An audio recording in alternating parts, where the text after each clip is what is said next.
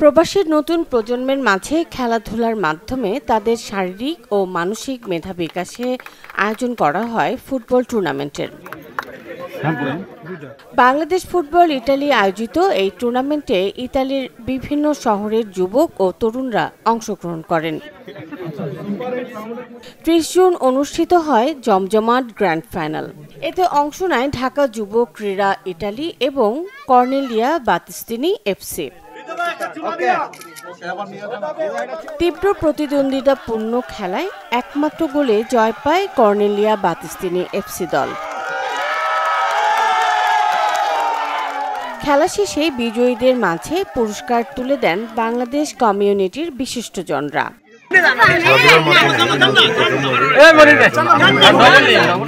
ভালো কিছু প্রত্যাশা করা যাচ্ছে, কারণ সবাই মোটামুটি ভালো এনজয় করছে এবং ভালো খেলা খেলেছে। তো আমরা আশা করি যে নেক্সট ডে আমরা যখন সবাই এই জিনিসগুলো যে খেলাটা এনজয় করছে এটাকে আরো ভালো এবং বড় করে করার। আজকে খেলার মাধ্যমে আমাদের তরুণ প্রজন্ম যারা আছেন আশা করি সবাই খেলামুখী হবেন, মাদক মুক্ত থাকবেন। আর আমি আশা করবো এরকম সুন্দর সুন্দর আয়োজনের মাধ্যমে আমাদের তরুণ প্রজন্মকে আরো সামনের দিকে প্রেজেন্ট করতে পারবে। গত 6 বছর ধরেই খেলতেছি এই টুর্নামেন্ট, কিন্তু এটা 3rd বার ফাইনালে উঠছি।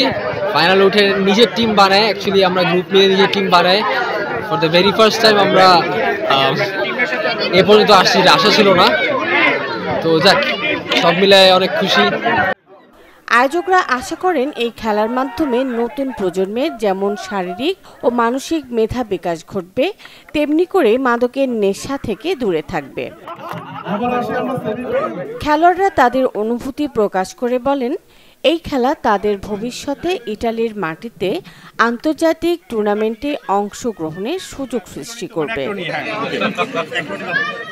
Desk report, channel 24।